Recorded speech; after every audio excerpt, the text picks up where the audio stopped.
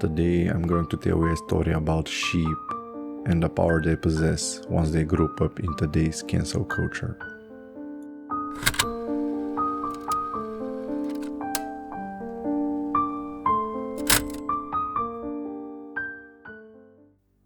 Among all the nothingness in space, a floating gas found its place under the shade of two beautiful moons and the rays of a little red dwarf.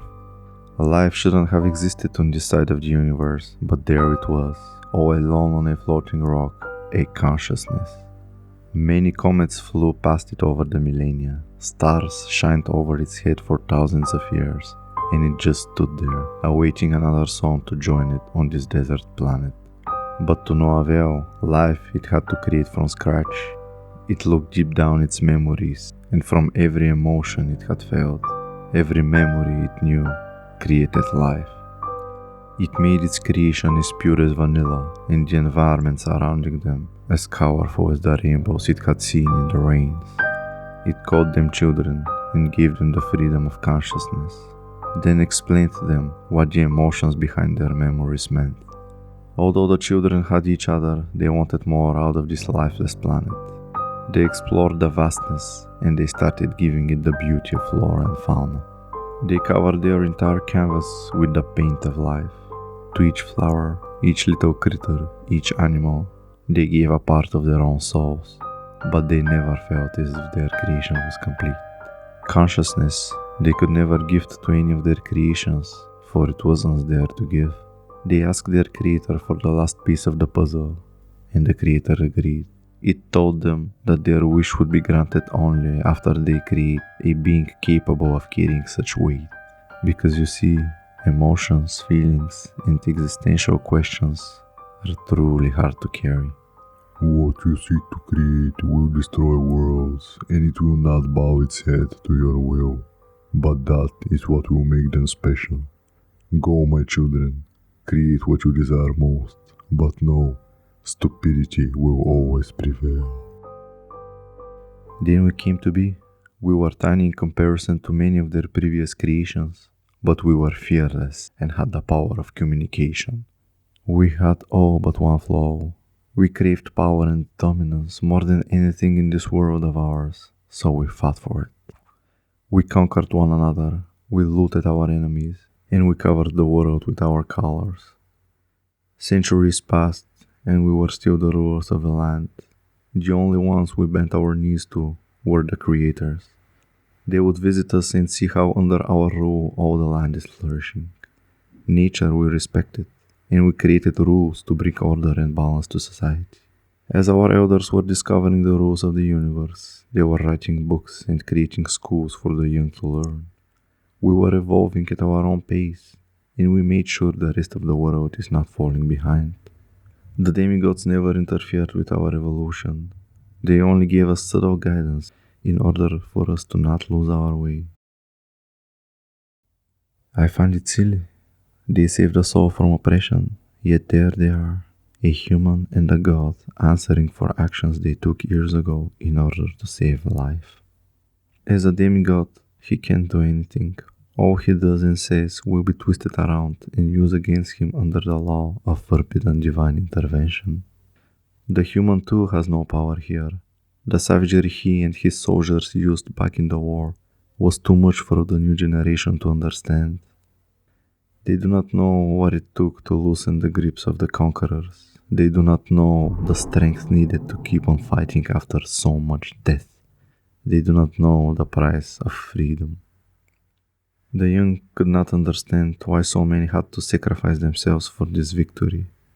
They saw the god as a parasite. They accused him of being in the heads of the rebels and making them die for his cause. In their eyes, this creator of life could have ended it all without any bloodshed. If he supported the rebels so much, why not end it all with a snap of his fingers?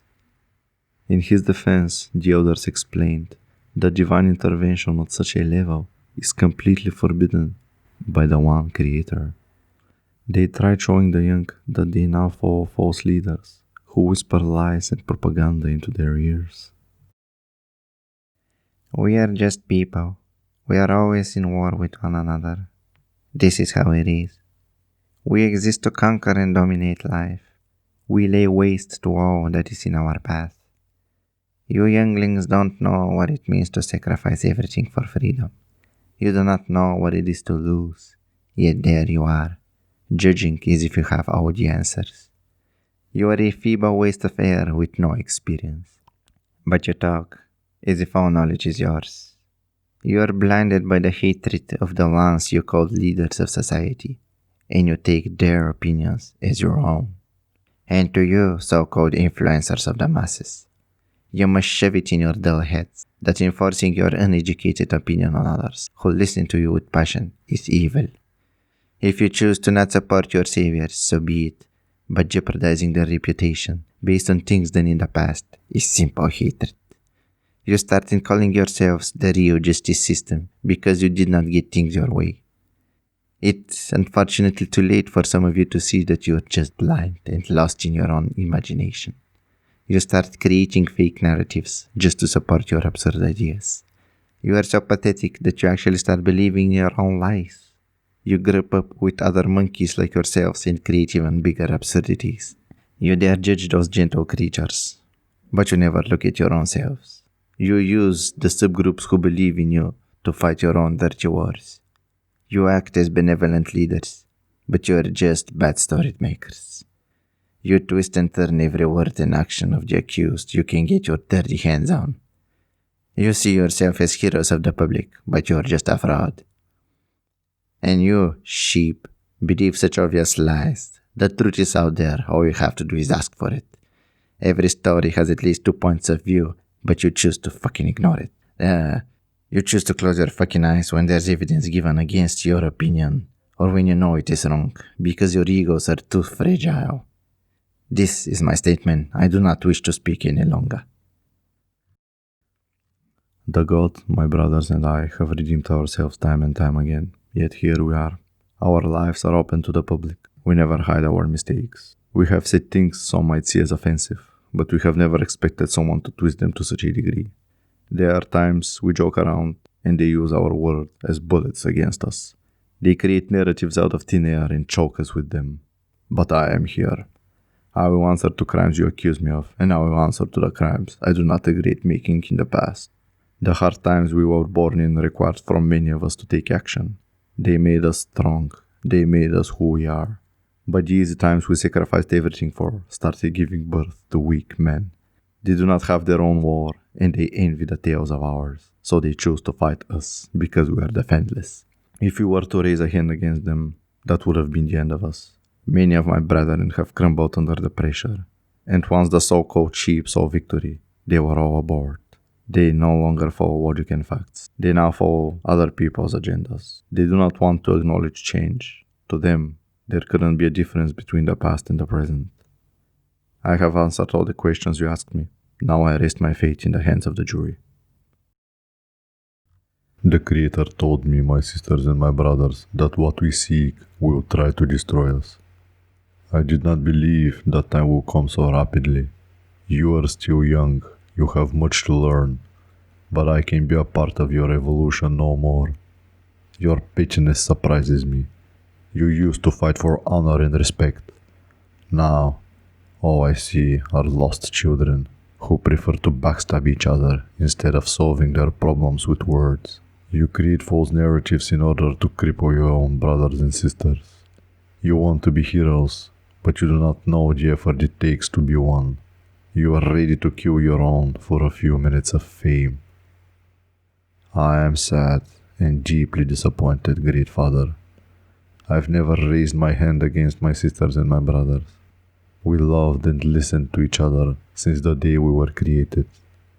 We gave our own creations a part of our soul.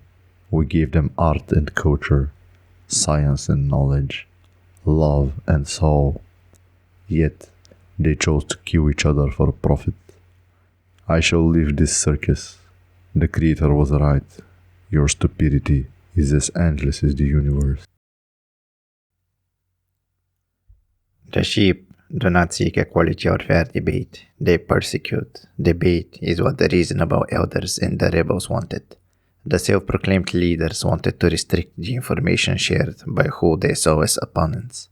Once they got their voices heard, they had to destroy any chance for redemptions the rebel had. Or even worse, the sheep might have their statement and opinions questioned. The rebels were sentenced to life on one of the moons. They were found guilty of crimes long in the past, of crimes twisted out of proportion, and of crimes they did not commit in the first place. Then after defending themselves, they were called liars for making excuses for non-existing crimes. Having unpopular opinions should not be something shameful. Don't make people fear expressing themselves online, because they might get cancelled. Feel free to dislike certain people, but stop making shit up to jeopardize their reputation and credibility, and stop forcing your opinion on the people who listen to you. Understand that people change and grow, and listen to what they have to say in their defense. Grow some fucking balls, respect the opinions of others, and learn to control your pathetic ego.